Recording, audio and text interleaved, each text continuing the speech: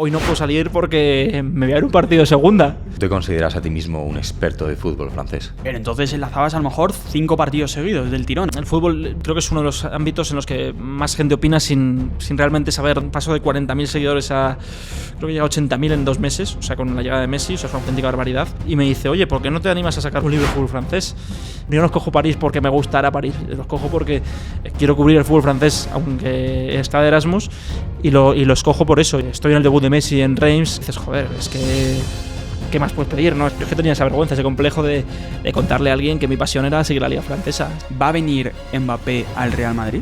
Y ya soy no y estoy cansado. No, eso tienes que sacrificar muchas cosas. He sacrificado mi vida social, no ahora, pero en su día la sacrificaba. O sea, yo llevo desde 2011 hablando de fútbol en Twitter, creo que tengo 200.000 tweets, que es una barbaridad. Mis vacaciones eran ir a Francia a contar historias sin trabajar, sin estar en el periódico, pero yo me iba a Francia a ver partidos de fútbol. Bueno, me envían a Qatar, que además es un mundial comprado, pues es un mundial que no se debería haber disputado en Qatar. Si pudieses mandarle un mensaje a Mbappé, ¿qué le dirías?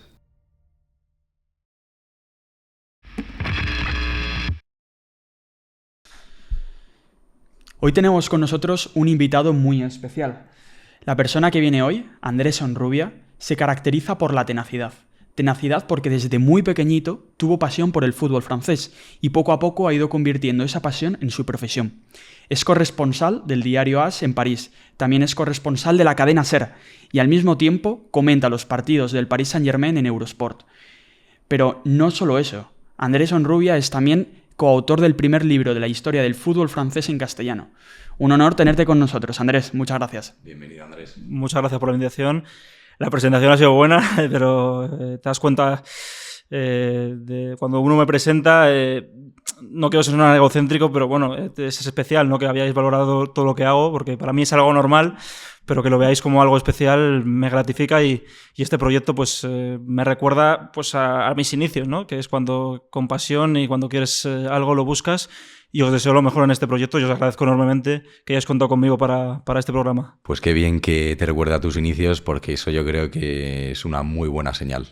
Pues la verdad que estamos muy contentos de tenerte. Yo te conozco de hace tiempo, si eso ahora más adelante lo contamos, y cuando pusimos en marcha este proyecto yo hablaba con Rafa que precisamente tu perfil era de esos que queremos traer aquí, personas que en su trayectoria han demostrado que con esfuerzo y con dedicación, aunque pareciera imposible en un inicio, pues han conseguido aquello que les apasionaba, ¿no? Entonces creo que tenemos por delante una conversación que va a molar un montón y ya verás, va a ser muy chulo. Así que vamos al lío.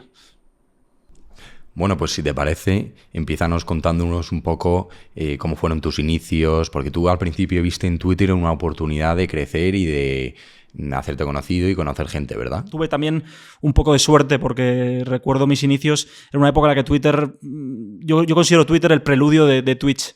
Es decir, había en mi época cuando yo me creé Twitter, que me lo creé pues para hablar de fútbol internacional, porque en el colegio recuerdo que con mis amigos pues era muy friki del fútbol internacional. Y en tu grupo de amigos, pues no hablabas cada semana, hablabas a lo mejor del Wigan en Inglaterra, por poner un ejemplo, y no era lo normal, ¿no? Que a tus amigos les gustaba el fútbol, pero no llegaban a ese grado de friquismo, ¿no? Y entonces me decidí crear la cuenta de Twitter para interactuar con gente, con ídolos que yo tenía del periodismo, por ejemplo, Axel Torres o Maldini, ¿no? Referentes del fútbol internacional, y poder conversar con ellos. Y yo cuando llego a esa red social, que fue el punto de partida, ¿no? Antes, bueno, había tenido contactos con el fútbol francés, pero yo cuando llego a Twitter quería hablar de fútbol internacional y consideraba que nadie sabía más que yo, salvo Axel Torres y Maldini.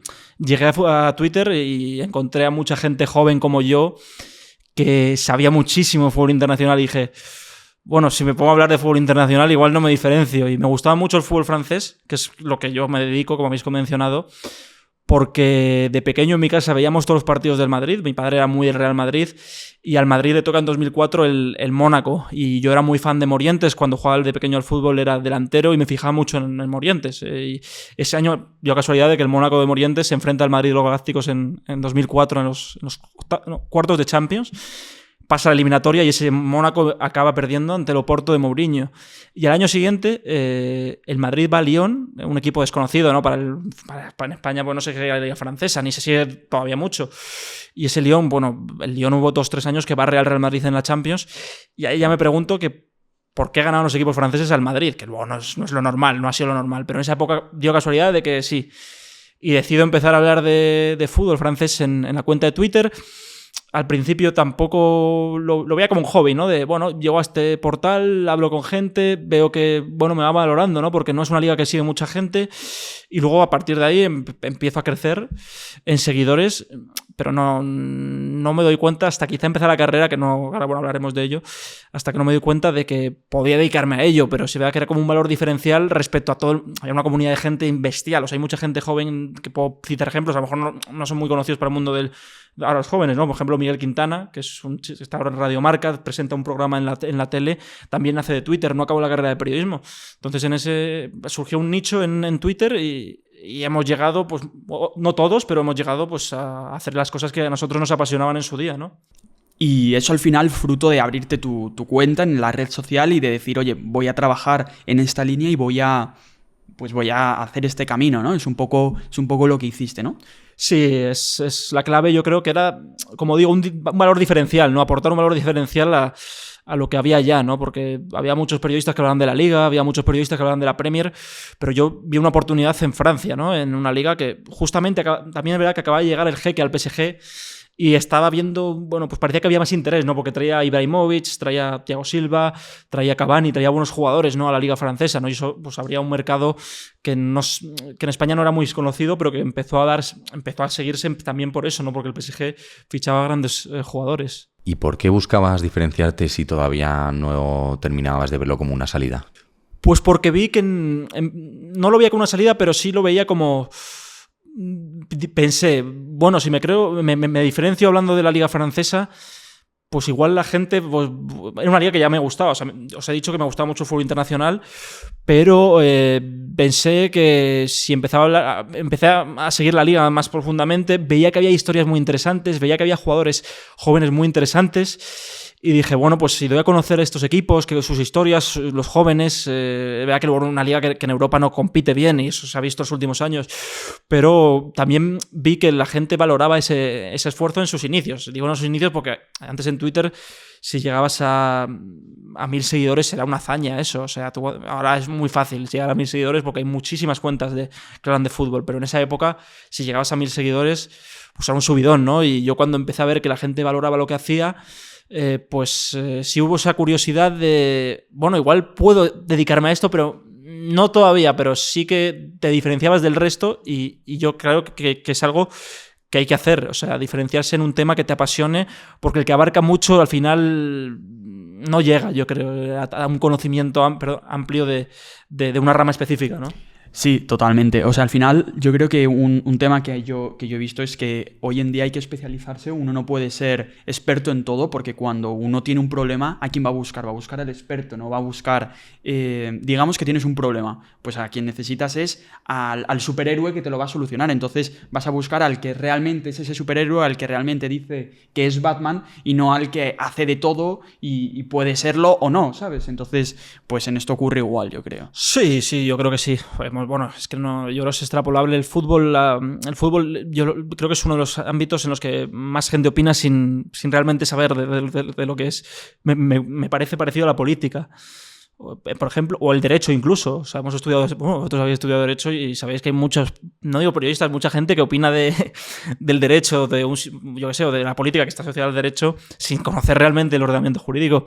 En el fútbol es igual. En el fútbol, claro, esto también es por el acceso a tanta información o a la proliferación de las redes sociales, que cualquier cosa te la crees y opinas en base a eso, sin profundizar, ¿no?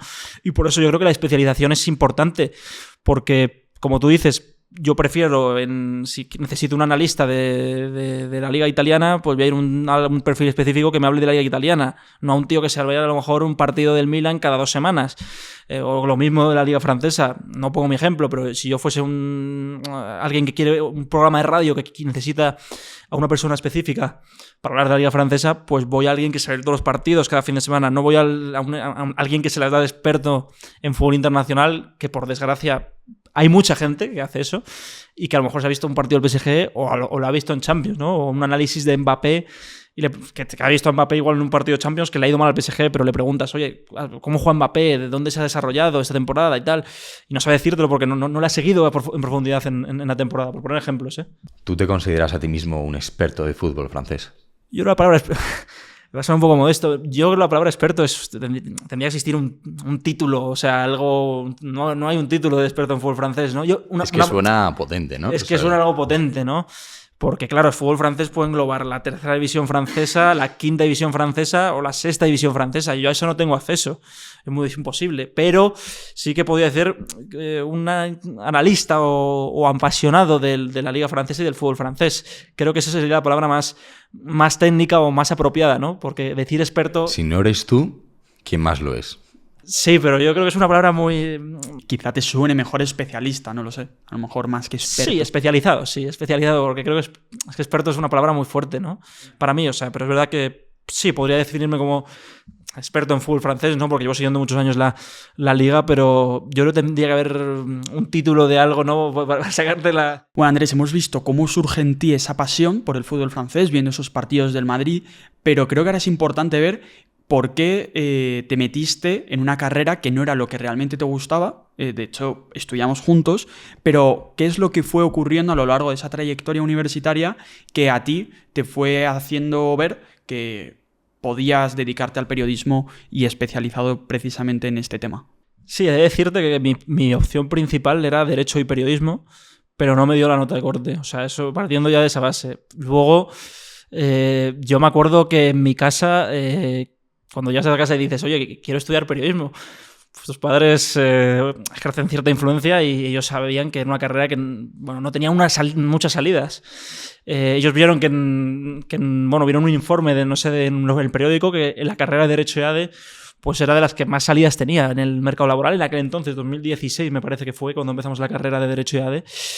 Y bueno, pues un poco por la influencia paternal decidí coger Derecho y ADE, pero al mismo tiempo... Yo considero que, tal y como vendía la carrera de periodismo, no podía hacer ese grado, ¿no? Dicen que la carrera de periodismo no ha estado, pero que no te enseña realmente lo que es la carrera, lo que es la profesión. Yo cuando entro en la carrera de Derecho y ADE, yo ya había comenzado a hacer cosas de periodismo, estaba escribiendo, obviamente gratis, en páginas web, había colaborado en una radio online que hacíamos los fines de semana partidos sueltos del fútbol internacional y ya me sentía que esa experiencia la había cogido y que si cogía el grado de periodismo era como algo vacío, ¿no? Era algo que no me iba a aportar tanto. No me iba a aportar un valor añadido, ¿no? Y entonces decidí coger Derecho y ADE. Es verdad que yo tenía el pensamiento de que el ADE era distinto porque me gustaba la economía, pero no era bueno en números, ¿no? Y cuando entras en la carrera, pues había mucho número y no me gustaba. Y el Derecho sentía que me gustaba el Derecho porque, o sea, me parece una carrera interesante, pero no llegaba a casa y me ponía a curiosear cosas de Derecho. O sea, yo cuando iba a casa, salvo que hubiese examen, no me ponía a leer cosas nuevas o me metía en el BOE a ver si había alguna actualización de una ley, me ponía a ver fútbol, me ponía a leer L'Equipe, me ponía... Claro, ya notaba que para que algo... Si el derecho me apasionara, yo llegaba a mi casa y me pondría a ver cosas de derecho, pero es que no, es que yo llegaba a mi casa y me ponía a ver fútbol y sentía que eso era mi pasión. Obviamente, en la carrera cuando entro, siempre ya empiezo a notar que voy creciendo en redes sociales. Empiezo a notar que quizá puedo dedicarme al periodismo y empiezo a dudar en la carrera, ¿no? Empiezo a dudar de, vale, estoy en una carrera que no tiene nada que ver con el periodismo, el derecho me gusta pero no me apasiona, el ADE no lo detesto, pero me parece una carrera que no está hecha para mí porque no soy bueno en matemáticas y es cierto que fui sacando las notas cada año, pero hubo un momento en el que yo decía, es que no sé qué pinto aquí. O sea, a mí lo que me gusta es el estar cubriendo un partido, analizarlo y quizá no lo he escogido bien. O sea, esas dudas surgen en la carrera. Pero al final tampoco estabas dejando de lado el periodismo. No, de hecho, Claro, yo llegaba... Era una cosa muy rara, porque yo los fines de semana no estudiaba nada. O sea, porque claro, me ponía... A lo mejor salía un viernes por la noche y al día siguiente me levantaba a las 2 de la tarde y a las 3 historias literal. O sea, además estaba muy friki, pero a las 3 jugaba un partido de segunda. Y es que no me lo puedo perder, ¿sabes? A lo mejor no me aporta nada. Y a las 5 había primera, a las 7 había otro partido, a las 9 otro. Pero entonces enlazabas a lo mejor 5 partidos seguidos del tirón, así, metido entre pecho y espada. Sí, bueno, los domingos empezaba a la 1 y acababa a las 11. ¿Y esto por qué lo hacías? O sea, ¿lo hacías por disfrute personal o lo hacías porque dices, o me veo estos 5 partidos o no voy a poder seguir mi camino en el periodismo? Claro, yo no podía parar. O sea, yo ya tenía esa esperanza de... No sé, tenía la esperanza de que cuanto más fútbol viera, cuanto más analizara, cuanto más creciera en redes sociales, más fácil iba a llegar. O sea, ya tenía... O sea, yo recuerdo en el colegio... Esto es real. O sea, en el colegio cuando empiezan mis colegas a salir a beber... Bueno, a ver, las míticas botellones de negrita y tal...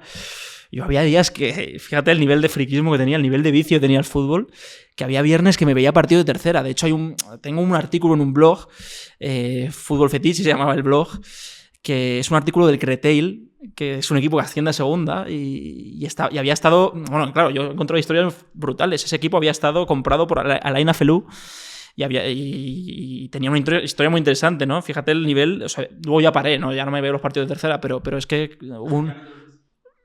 salvo que haya un partido en directo, por ejemplo, hay un equipo en París que está bien, el Red Star, voy en directo a verlo, pero ya no tengo ese nivel de friquismo.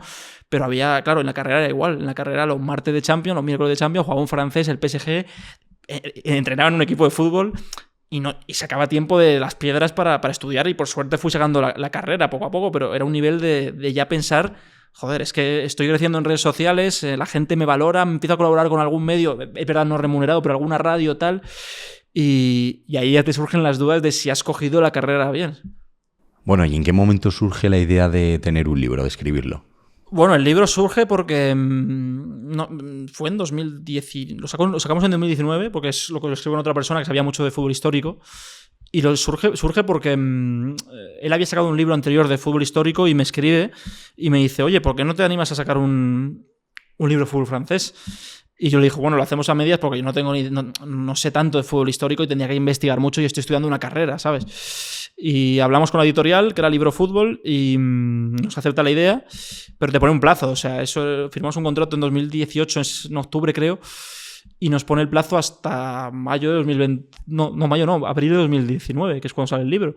Claro, aquí se une que estoy en la carrera, estoy con el vicio de los partidos, o sea, que me da igual que no cobre por ver los partidos, pero tengo que seguir creciendo en redes sociales, en Twitter, y surge el libro, ¿no? Y claro, yo recuerdo clases, yendo en clases, bueno, creo que te acuerdas tú, en medio de una clase de Derecho, ponerme a escribir el libro. Hay capítulos de ese libro que están hechos en clases de Derecho o de A. Es que yo me acuerdo perfectamente de estar en clase, esto es muy fuerte, porque llegábamos a clase, eran clases de estas enormes, tipo anfiteatro, y al final encuentras sitio donde sea. Y entonces, estar a tu lado en clase y tú estar ahí a fuego escribiendo el libro de fútbol francés. Claro, entonces yo le preguntaba, ¿pero qué estás haciendo? Y él me decía, estoy escribiendo mi libro. Claro, en aquel momento suena de coña. Sí. Suena de coña, bueno, no lo sé, pero también te lo decía con tanta convicción que yo digo, joder, pues a lo mejor sí, o sea, puede ser algo que sea... Entonces yo recuerdo precisamente esa anécdota que a mí se me quedó ahí grabada, vamos. A mí me da vergüenza decir que estás escribiendo un libro de fútbol francés. O sea, yo siempre, hasta que no me he dedicado a ello... O sea, yo me acuerdo que, claro, ya no solo en la carrera, en el colegio si les decías a tus colegas hoy no puedo salir porque me voy a ver un partido de segunda. Claro, te decía, pero tú eres tonto, chaval. O sea, y mis padres igual. O sea, yo me acuerdo de mis padres, había sábados que me veía un partido de Liga Francesa a las 9 con 17, 16 años y me decían, ¿por qué no sales de fiesta? Decía, no, porque me voy a perder un partido del Lorient contra el PSG.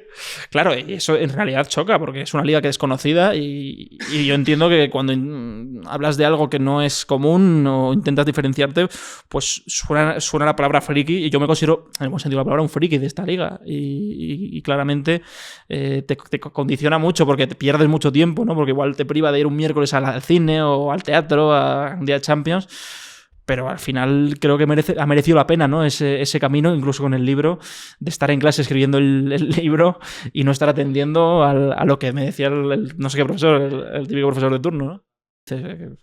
También piensas que hago escribiendo un libro de fútbol francés, ¿no? Porque no era conocido para él, sigue siendo un fútbol poco seguido en España en líneas generales, pero sí, cuando sale el libro, recuerdo que hicimos presentación en Barcelona, presentación en Madrid también, y fue bien, la verdad es que fueron bien las ventas, o sea, mejor de lo esperado, y una satisfacción enorme, ¿no? Porque, claro, es verdad que yo todavía no estaba trabajando en ese momento, o sea, no me habían llamado el periódico, seguía siendo una persona que lo hacía todo por hobby, pero cuando ya escribes el libro piensas que has llegado, o que no te llega a otra dimensión, pero sí que es algo serio, ¿sabes? Porque eres conocido en redes sociales y poco a poco pues te estás forjando un camino, ¿no?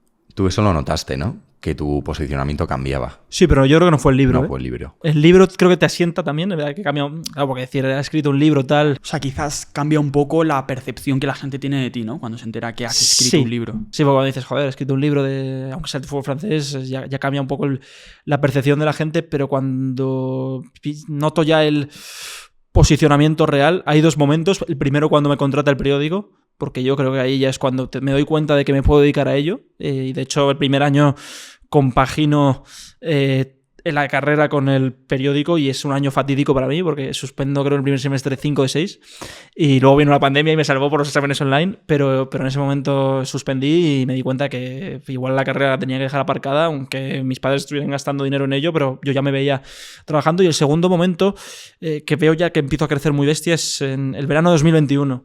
El verano 2021 llega Leo Messi a París, la Liga Francesa, bueno, alcanza entre comillas otra dimensión, todo el mundo en redes diciendo que tenían que seguirme a mí. Creo que experimento un paso de 40.000 seguidores a, creo que llega a 80.000 en 2 meses, o sea, con la llegada de Messi, o sea, es una auténtica barbaridad. Y en ese momento ya me doy cuenta de, ostras, esto ya no es un hobby, ¿no? Ya estoy trabajando en el periódico, ya estoy cubriendo la Liga Francesa, que está Messi aquí, la gente se está interesando, y ese momento yo creo que fue el punto álgido, el punto de inflexión, que ya me cambia la percepción de que estoy alcanzando pues un nivel de seguimiento en redes que no me esperaba cuando me creó el Twitter creo que fue en 2011. ¿Tú puede ser que ahí saltases a un círculo un poco más abierto y no un público tan friki, por así decirlo? Sí, porque era como dices, era un público al principio un nicho muy cerrado, muy particular, no frikis de fútbol internacional en realidad. Un chaval que sigue la liga normal no va a seguirte a ver para hablar de la liga francesa. Pero sí es verdad que aquello le abrió una puerta a la liga francesa, sobre todo para mí también, ¿no? Porque me llamaban de bastantes más medios para contar qué pasaba con Messi y tal. Que era Messi, ¿no? Uno de los mejores jugadores de la historia, en una liga que no es seguida, que es muy inferior a la española, es inferior a las 4 grandes ligas más potentes de Europa. Pero sí, en ese momento sí ya notas el cambio de chip, ¿no? De ya no solo en el hecho de que te siga más gente, sino en el que incluso... Bueno, y también lo he notado en el hecho de... Yo me acuerdo que en 2021, o hace 3 o 4 años, ya iba por la calle, me acuerdo en San Fermines, que iba por la calle y me saludó un chaval y me dice, oye, que te sigo en Twitter, ¿no? Y eso también cambia un poco, ¿no? Ya te va conociendo la gente por hablar de la liga. Ser reconocido, ¿no? Es algo que a mí no me gusta en realidad, te lo digo en serio. O sea, me pone muy nervioso, me da vergüenza que luego dices, joder, me han reconocido, pero no me gusta ser reconocido en realidad. Pero es cierto que cuando ya te empiezan a reconocer y dices, joder, hay gente que valora tu trabajo, que para mí, bueno, era una faricada que me surgió en 2011 cuando me creé la cuenta de Twitter, y llegar a ese momento de estar en París, ya después de lo de Messi, que me envían a París, porque, bueno, antes había hecho el Erasmus, pero yo había hecho un Erasmus cobrando una miseria en el as, o sea, no me daba para vivir allí, y había escogido París para seguir el fútbol desde cerca. O sea, no escojo París porque me gustara París, los cojo porque quiero cubrir el fútbol francés, aunque está de Erasmus, y lo escojo por eso. Y ya el segundo año, cuando va Messi, ya es cuando me envía el as a París y me contrata la cadena SER. Bueno, ya en ese momento dices, estoy en el debut de Messi en Reims, que es una locura porque es un campo... Es verdad que el Reims era un histórico del fútbol francés, la primera Copa de Europa que se hace, que gana el Madrid, la juega ante el Stade de Reims, 4-3 gana, luego pierde otra final 2 años después contra el mismo Real Madrid, y era un equipo histórico pero que estaba en apuros, y ir a Reims a cubrir el debut de Messi, que había... Normalmente en ese campo había 20 periodistas acreditados y ese día había 140, y ese día cuando ya debuta Messi y cuando acaba el partido, que haces la crónica del partido, entras en la radio, bueno, ahí ya te das cuenta y dices, joder, es que ¿qué más puedes pedir, ¿no? Esto ya este es el sumum, ¿no? De todo, ¿no? Y bueno, pues ha sido un camino muy largo, pero ese momento, me acuerdo ya ese debut en Reims de 2021 que gana el PSG con 2 goles de Mbappé, que estaba también Mbappé a punto de irse al Madrid, ¿o no? Ya en ese momento te das cuenta de que has entrado en otro nivel, no otra dimensión, otro nivel. Totalmente, debe ser súper emocionante el momento en el que estás ahí en el debut de Messi, porque además cuando lo cuentas a los demás ya no es únicamente una afición que en un inicio puede ser friki, que tú decías, joder, me da vergüenza contar que estoy escribiendo un libro del fútbol francés, sino que ya te estás dedicando a aquello que siempre decías, esto es lo que me apasiona, me meto 5 partidos, y es que estás ahí, en el lugar, en el sitio donde está Leo Messi debutando. O sea, debe ser emocionante, ¿no? Claro, no es lo mismo decir... No es lo mismo decirle a alguna persona, a una persona, a un amigo tuyo, bueno, me dedico a escribir artículos de la Liga Francesa en webs, porque te llamas friki, ¿no? En el buen sentido de la palabra, pero eres un friki de una liga que no sigue casi nadie. A decirle a alguien que no conoces de nada, pero te presentas, bueno, soy el corresponsal del diario AS y la cadena SER en París, no suena mejor, obviamente, ¿no? Ya no tienes esa vergüenza de decir, yo es que tenía esa vergüenza, ese complejo de contarle a alguien que mi pasión era seguir la Liga Francesa. Es que, claro, que no tenía que avergonzarme porque es una pasión, ¿no? Como el que tiene una pasión a un videojuego que no es muy seguido, pero que es una locura igual para él, o un grupo de rock desconocido, ¿no? Pero ahora ya cuando hablas con gente, conoces gente nueva y les dices, pues estoy trabajando en París, corresponsal de la SER, ya cambia la percepción, ¿no? Ya eres otra, ya te miran con otros ojos, ¿no? Y creo que, y esto también lo digo, las pasiones no hay que avergonzarse de ellas, porque a mí igual, por ejemplo, vosotros dos, seguro que tenéis un grupo de música favorito, y ese grupo de música a mí no me puede gustar, pero tú vas a intentar a mí explicarme el por qué ese grupo te estimula tanto, ¿no? Y igual lo voy a llegar a entender, ¿no? Pero no voy a llegar a entender tanto porque a ti te estimula de una manera y a mí de otra. Entonces a mí con el fútbol me pasaba lo mismo. Era llegar a ver un partido de la Liga Francesa, me da igual el partido, fuese un partido de mierda, un Dijon a mí me da igual, hace años, un partido de mierda, o sea, y es verdad. Pero a mí ese partido me estimulaba e intentaba contar con pasión lo que ocurría ahí, ¿no? Y había gente que lo entendía, ¿no? Pero no es lo mismo, o sea, cada persona tiene una pasión. Todos somos diferentes en el mundo, yo creo que no hay nadie igual en el mundo, cada uno tiene unos gustos, una pasión. A mí me ha tocado seguir un campeonato, la Liga Francesa, que es el que me estimula. A otro le gusta la Liga Italiana, a otro la Liga Española, a otro la Liga Alemana. Y yo no por eso, nunca voy a entender esa pasión, pero igual la puedo entender paulatinamente por cómo lo explica y por cómo intenta transmitirse a los demás. Y eso es igual en cualquier pasión. Me da igual del fútbol, me da igual de música, y ahí eso es lo bonito, yo creo, de este tipo de cosas. Joder, acabas de soltar aquí un buen highlight, ¿verdad? Pero sí, yo creo que es así, porque muchas veces todos tenemos, yo lo veo así, todos tenemos nuestros talentos, todos tenemos una serie de talentos, a veces están ocultos, a veces están en nuestro interior y parece que a veces no queremos mostrarlos. Y tú, por ejemplo, puedes ser súper bueno pintando o escribiendo y lo haces para ti y disfrutas con ello. Y a lo mejor en un momento se lo enseñas a tu amigo, se lo enseñas a tu novia y en el momento en que lo ven, flipan. De repente dicen, tronco, pero esto es que tú eres un crack en esto, eres un máquina. Y entonces, de repente te das cuenta que se cruza talento con pasión. Y ese talento a veces te lo tienen que decir desde fuera, porque tú no te atreves a decirlo. Y yo creo que ese es el camino para encontrar la felicidad profesional.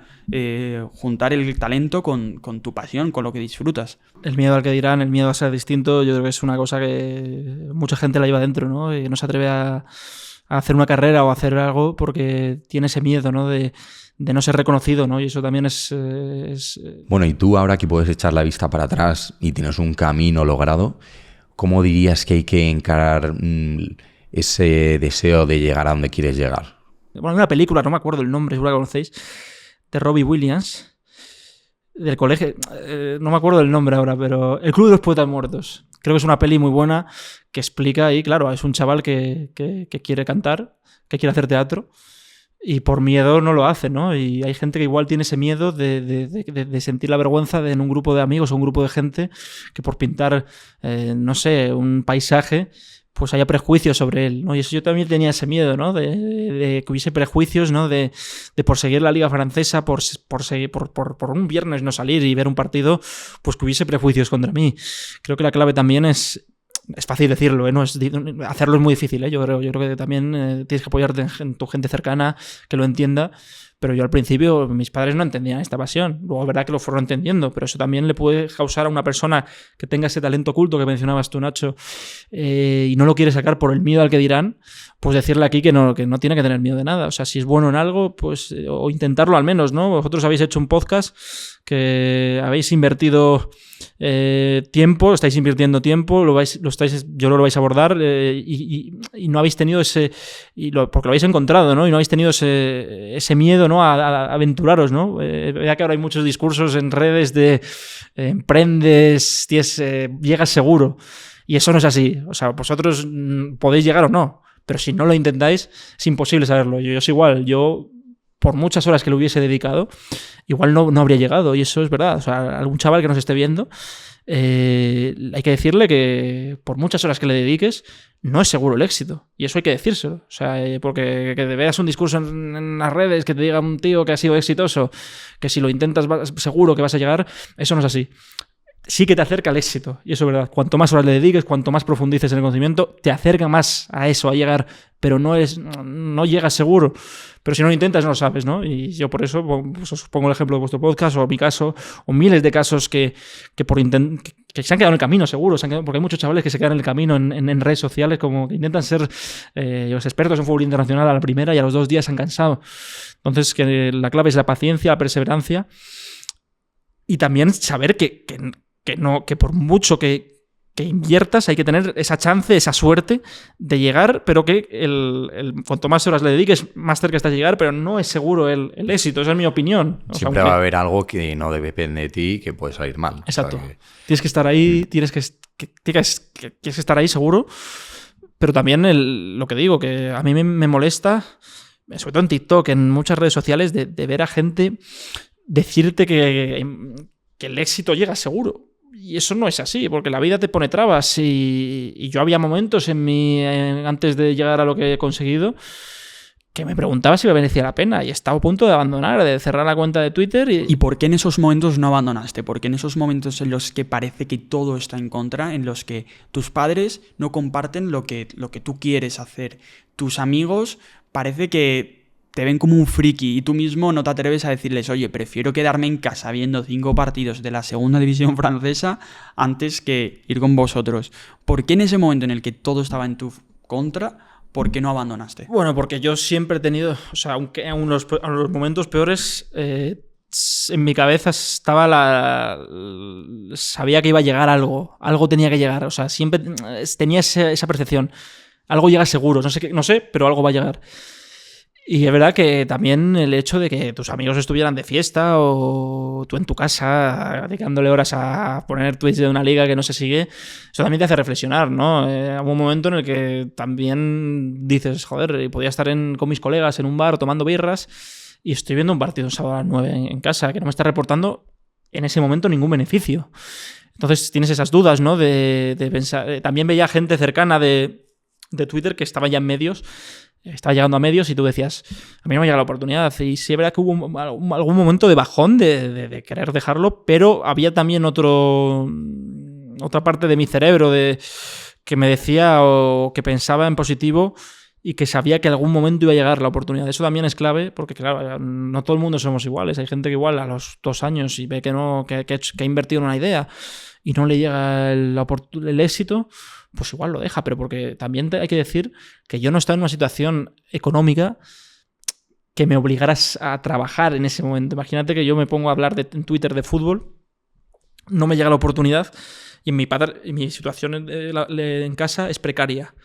Pues igual en ese momento tengo que dejar la cuenta de Twitter y por suerte no, porque en mi casa pues la situación económica ha sido buena, pero otras personas igual invierten en un proyecto un año, no les llega la oportunidad y sus padres igual están en el paro, que ojalá no, pero tienen que dedicarse, cerrar eso y ponerse a trabajar en cualquier cosa. Entonces también influye el contexto familiar en este tipo de hobbies o de pasiones, ¿no? Creo que has tocado un elemento súper importante, que es el de la paciencia, porque las cosas no se consiguen en 2 días y mucha gente cuando ve que lo que quiere no lo consigue en un corto plazo, pues se desespera y muchas veces hay que enfocarlo como una carrera de fondo, más que como un una carrera a corto plazo de 100 metros. Quizás lo que tenemos que ser conscientes es que los proyectos en los que nos embarcamos o todas esas realidades a las que queremos llegar, pues que requieren un tiempo y que es bueno que requiera todo eso, y la paciencia hay que cultivarla. Sí, las prisas son malas. O sea, vea que hay gente que se puede hacer viral en un día,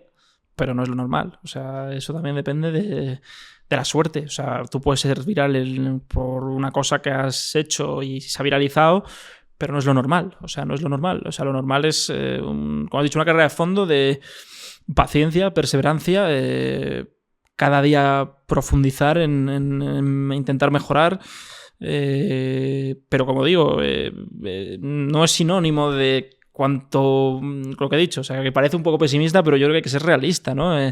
No es sinónimo que por mucho que tengas esa perseverancia vayas a estar en ese momento que te llegue la oportunidad, pero como digo, cuanto más perseveres, cuanto más paciencia tengas, cuanto más profundices en un determinado conocimiento que quieras diferenciarte, yo creo que eso lo valora la gente, ¿no? Porque ofreces algo que la gente no conoce, ¿no? En mi caso el fútbol francés, pero igual en vuestro caso ofrecéis historias de personas, bueno, algunas más conocidas, pero ofrecéis distintas visiones, ¿no? De un poco el éxito, ¿no? Que ha tenido la gente, y eso quizás es lo que la gente le gusta escuchar, ¿no? Porque son historias muy diversas, no es un tema monótono. Y posiblemente al final lo va a valorar la gente, ¿no? Ese valor diferencial que tiene que tener cada persona, porque todo el mundo tiene un valor diferencial en algo. A lo mejor alguien nos está viendo y tiene una pasión, pero yo que sé, está estudiando una carrera, pero tiene otra pasión, pues que vaya por esa pasión o que busque las vías para entrar ahí. Y creo que es una carrera de fondo, como has comentado, Nacho, pero tiene también sus inconvenientes. O sea, hay que dedicarle, ya no solo en el periodismo, tienes que dedicarle tu vida entera. O sea, no puede ser que llegues un día, un viernes, y digas, hoy estoy cansado. No, eso tienes que sacrificar muchas cosas, porque yo he sacrificado mi vida social, no ahora, pero en su día la sacrificaba. Quitaba muchos planes de mi vida por estar centrado en esta pasión. Entonces yo creo que eso también depende del grado de implicación de cada persona. O sea, que no es un cuento de hadas de horario laboral de 8 a 2 y luego me abstraigo. No, tienes que estar ahí todos los días y pensando mucho en ello. No quiero decir que esto que no salgas de fiesta, por supuesto, porque tienes que sacrificar muchas cosas para estar ahí, ¿no? De hecho, nosotros son el tipo de historias que buscamos. O sea, nos gusta traer gente como tú que venga y nos empiece a contar que no ha sido un camino de rosas, que ha tenido que trabajarlo y que ha tenido que lucharlo, porque ese es algo que va a ser bastante inspirador y en el fondo también un poco esperanzador, porque a pesar de todo se puede conseguir. Sí, es normal. Bueno, también la gente llega a su casa y quiere ver a gente también que ha tenido éxito, ¿no? Pero como dices, esta idea del proceso, todo el mundo que ha llegado lejos, ¿no? Bueno, alguno habrá tenido suerte y habrá llegado a la primera, ¿no? Pero ha tenido un proceso previo de muchas horas, ¿no? Bueno, en mi caso, lo que os he dicho, o sea, yo llevo desde 2011 hablando de fútbol en Twitter, creo que tengo 200.000 tweets, que es una barbaridad. Sí, o sea, desde 2011, que es una auténtica barbaridad, no es un nivel ya de extremo de estar obsesionado, ¿no? Por hablar de fútbol allí, pero también yo también he hecho viajes, yo me acuerdo que hace años hacía viajes a Francia. Mis vacaciones eran ir a Francia a contar historias sin estar en el periódico, pero yo me iba a Francia a ver partidos de fútbol, a investigar historias. Y esas eran mis vacaciones, ¿no? Seguir profundizando en el fútbol de allí, ¿no? Y cada uno tiene su proceso, cada camino es diferente y no se ve, quizás eso no se ve tanto, ¿no? El hecho de cómo has llegado hasta ahí, porque seguramente todos empezamos en la nada y te vas forjando, vas germinando semillas, se van creciendo y al final llegas a este momento álgido, que es lo que nos gusta a todos, ¿no? De estar ahí contentos, con fama y tal, o con éxito, ser una persona de éxito, pero también tiene sus contras, no todo es oro lo que reluce, ¿no? Y bueno, Andrés, tú, fruto de toda esta trayectoria, has cumplido uno de tus sueños, que es cubrir un mundial de fútbol estando allí, en Qatar. Entonces, cuéntanos un poco cómo es estar en Qatar, cómo fue la experiencia y qué vivencias tuviste durante todo ese mes que duró el mundial. Bueno, yo creo que te das cuenta ahora te das cuenta de lo que ocurrió ahí, ¿no? O sea, bueno, me envían a Qatar, que además es un mundial comprado. O sea, es un mundial que no se debería haber disputado en Qatar, porque todos sabemos lo que pasó en el proceso de la FIFA. Pero bueno, no me iba a negar, o sea, no, tú no puedes negarte a ir a cubrir un mundial, o sea, sería hipócrita, ¿no? También estamos en una industria que el negocio es ahora mismo capitalismo salvaje, ¿no? Está cerrazo. Entonces, bueno, pues el mundial yo lo que vi es que era un país artificial, porque estaba todo recién construido, había edificios enormes para aparentar que no estaban ocupados por nadie. Es también un país que el índice de criminalidad creo que es de los más bajos del mundo, un 1%, o sea, que ahí la gente deja la casa abierta, o sea, no tiene peligro de que sea robada.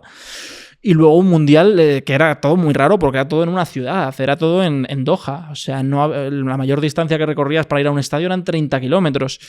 Y cubrir un mundial, ahí te das cuenta de que no tiene nada que ver con el día a día de un equipo. O sea, tienes que estar todos los días haciendo artículos, cubriendo entrenamientos. A mí me tocó cubrir a Francia y Brasil, pero porque podía cubrir a dos selecciones porque estaban en la misma ciudad. Y era, pues, no tenías tiempo para descansar, era levantarte a las 8, irte a un entrenamiento, hacer noticia, tal. Además teníamos que cubrir cada día 3 páginas de papel de Francia y Brasil, o sea que tenías que pensar temas y era complicado. Y os voy a contar una de las mayores anécdotas que me ha pasado en un mundial. Bueno, yo cerré una entrevista con David Trezeguet, el mítico David Trezeguet, jugador mítico de la selección francesa, que marcó el último gol de oro en un torneo de FIFA en la Eurocopa del 2000, gana Francia-Italia y marca el gol de oro, que era que si marcas en la prórroga se acabó el partido, gana ese equipo. Y había cerrado la entrevista a las 11 en el Fairmont, es uno de los hoteles, bueno, una cadena de hoteles bestial en el mundo, o sea, unos hoteles más de lujo. Y bueno, pues habíamos quedado a las 11 en el Fairmont y empiezo a llamar a Trezeguet y no coge el teléfono. O sea, él alegó, esgrimió luego que había sido porque había llegado de Turquía y no había podido levantarse. Yo creo que se había pegado una fiesta espectacular. Bueno, estuvimos 5 horas esperándole hasta que teníamos que sacar la entrevista porque ya está pintada en papel. Y yo, desesperado, se levantó creo a las 5 de la tarde y nos dijo, venga, entrar al hotel. Y era un hotel en el que estaban, bueno, yo llego al hotel, entramos al hotel mis compañeros y yo. Bueno, estaban ahí Beckenbauer, había leyendas del fútbol, del mundo del fútbol, pagados por la FIFA, obviamente. Y yo recuerdo que, bueno, subo en el ascensor y aparece, bueno, seguramente os acordaréis, había un portero muy mítico en el Milan que se llamaba Dida, brasileño, y bueno, aparecen ahí Trezeguet y Dida y no se miran a la cara, ¿no? Porque eran rivales en su día y no se miraron a la cara. Pero bueno, la entrevista se hizo a las 8 de la tarde y el papel tenía que salir, eran 2 horas más allí y tenía que salir a las 7 en España. Y bueno, la hice de milagro. Pero me cabré muchísimo con Trezeguet, o sea, no se lo dije, pero dije, tío, o sea, me has tenido 6 horas esperando aquí. Y luego la experiencia del Mundial, lo dicho, o sea, un torneo que cuando lo cubres es otra dimensión, porque van aficionados de todos los países. Bueno, el partido Francia-Argentina, yo creo que no sé, o sea, no soy consciente aún de lo que pasó ese día. Acaba ganando Argentina 2-0, es un repaso total. Y en 2 minutos mete 2 goles en Mbappé. Luego 3-2, empate otra vez en Mbappé. Y yo recuerdo que antes de la tanda de penaltis, no me voy a jugar dinero porque es una barbaridad lo que voy a decir, pero estoy seguro de que si esa final no la gana Argentina, en ese campo los argentinos no salen vivos de ahí. O sea, es que estaban literalmente los periodistas no podían ni moverse de los nervios que tenían. O sea, era un torneo que si no lo gana Argentina, además el último mundial de Messi, que parecía que iba a ser el último mundial de Messi, yo creo que habría habido un incremento de ansiedad o algo ahí, porque es que yo creo que alguno no salía vivo. Y claro, acabó la final y yo salí de ese partido diciendo, no creo que vuelva a estar en un partido de fútbol con esta tensión, con esta emoción. O sea, yo creo que es el mejor partido de la historia de los mundiales. O sea, un 3-3 en una final y cómo se desarrolló. Fue algo espectacular. Claro que si te lo llegan a decir previamente, antes de empezar, dices, este guión es imposible. O sea, no puede ser que esto ocurra en la final del mundial. Imposible, pero porque... O sea, ¿cómo se produce? Primero, el resultado es una anomalía, un 3-3. O sea, las finales se suelen decidir por un 1-0, 2-0... Estas últimas 2 finales habían sido muy igualadas, ¿no? Pero no había habido tantos goles, ¿no? La de España ante Países Bajos, la de Alemania contra Argentina. Es verdad que la de Francia ante Croacia gana 4-1, o sea, sí que es verdad que es más desigualada, pero porque hay un desnivel total.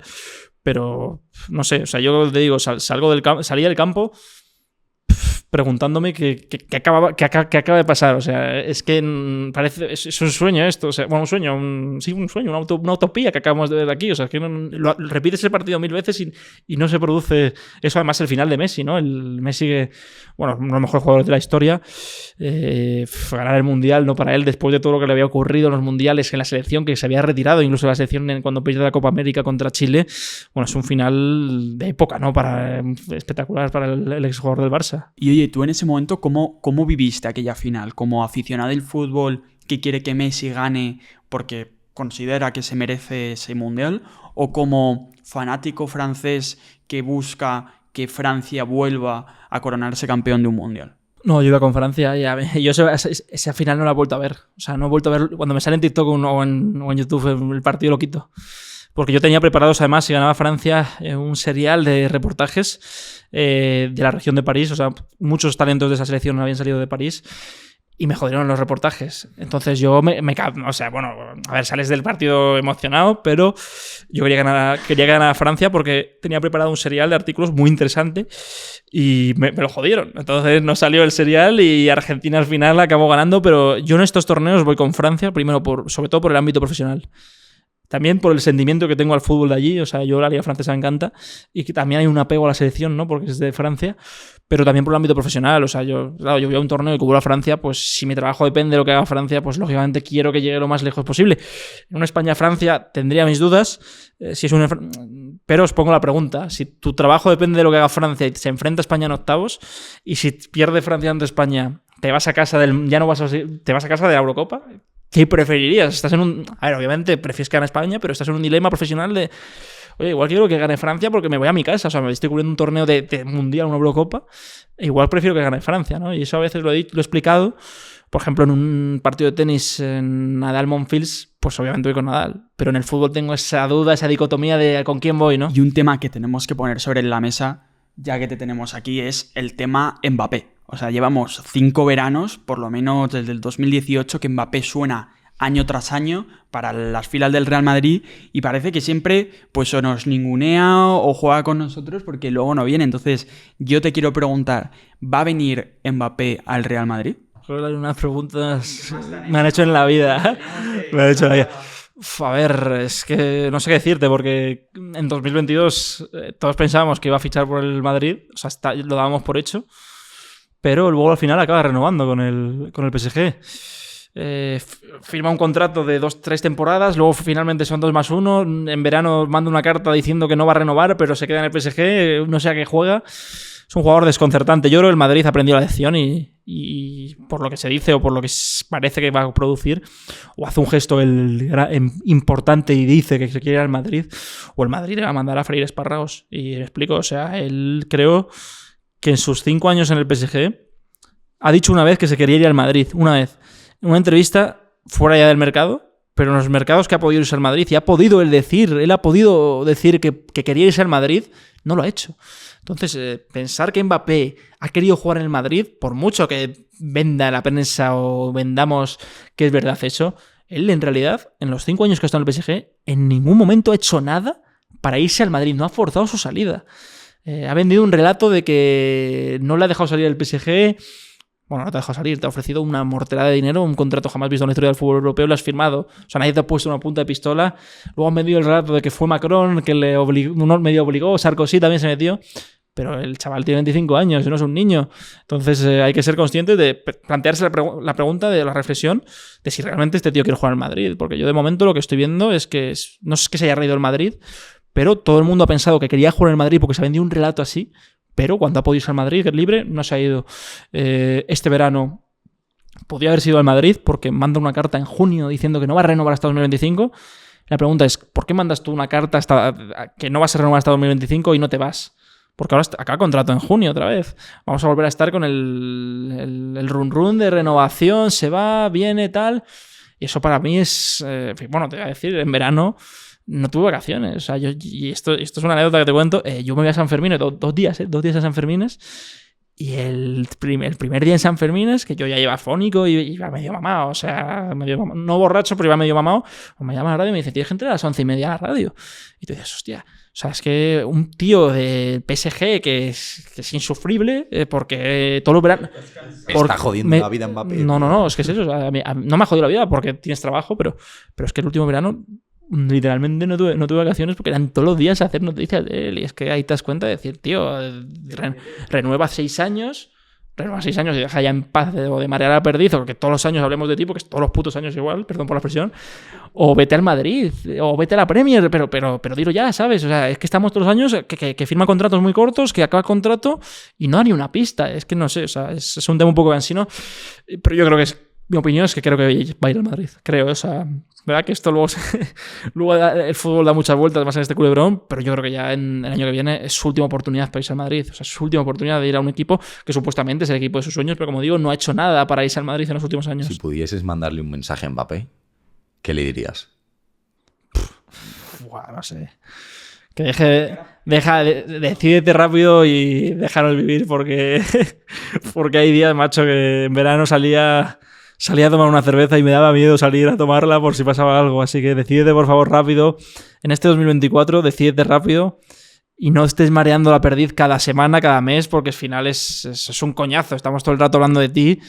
Y si renuevas 6 años, no renueves uno y vuelves a hacer el tonto con las cartas o los contratos temporales, ¿no? Y claro, tú te metiste a Twitter, entre otras razones, para entrar en contacto también con tus ídolos. ¿Has tenido la oportunidad de hablar con alguno de ellos? Sí, con Maldini sí. Con Maldini...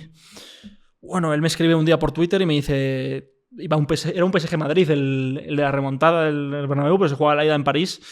Y él me escribe por Twitter y me dice... Voy a ir a felicitarte personalmente cuando vaya al partido por el buen trabajo que haces, ¿no? Yo, hostia, ¿qué estás contando? O sea, me estás vacilando. Y fue a París, nos hicimos una foto. De hecho, está en mi Instagram, creo, la foto. Y bueno, hablamos un poco de fútbol y luego quedamos otro día a comer en Madrid. Claro, ese momento que te diga Maldini, joder, es que para mí es Dios, o sea, es el mayor, es el ejemplo absoluto del friquismo, en el buen sentido de la palabra, de que este tío se conoce jugadores de Tanzania, de la sección africana de Tanzania, ¿no? Es un nivel de friquismo ya exagerado, ¿no? Tiene un archivo de partidos de fútbol impresionante, puede ver un partido de fútbol de cualquier competición del año 55, o sea, es una locura.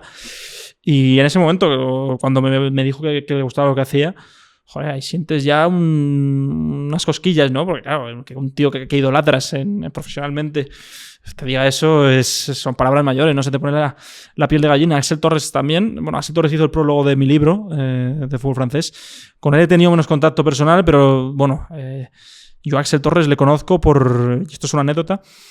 Él presenta un libro en 2012 en Madrid, en la Central de Callao.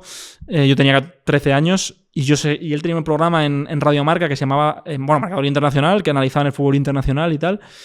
Y en esa presentación estaban los capos del periodismo deportivo, capos tremendos, ¿no? Que estaban ya en medios importantes, ¿no?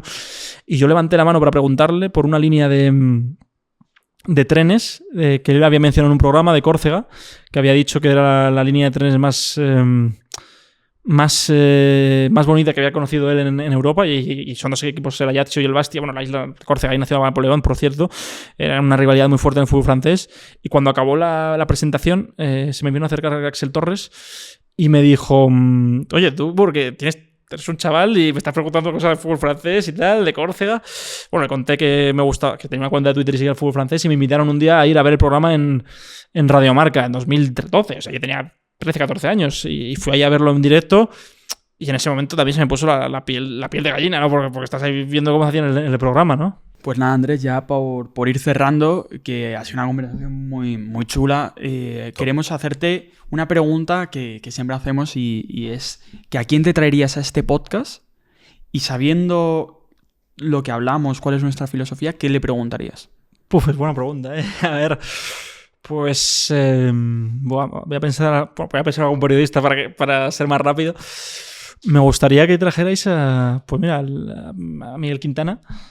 Pues nada, Andrés, ha sido un placer tenerte en el podcast de invitado y agradecerte el tiempo. Hemos estado aquí contigo, que nos ha gustado mucho, así que nada. Os agradezco la invitación, ha sido un rato muy ameno. De verdad que creo que os va a ir bien, no lo digo por quedar bien, o sea, por todo lo que habéis montado aquí, y se ve que hay un esfuerzo y una dedicación, de intención de hacerlo serio, que creo que es algo que no todo el mundo lo hace, porque cuando se lanzan a la piscina lo hacen de forma chapuza. Así que, bueno, pues gracias por esta invitación, este gran rato, y ojalá os vaya bien, que yo estoy seguro de que va a ser así. Nos vemos pronto, ¿no? Eso es. Muchas gracias, Andrés. Gracias.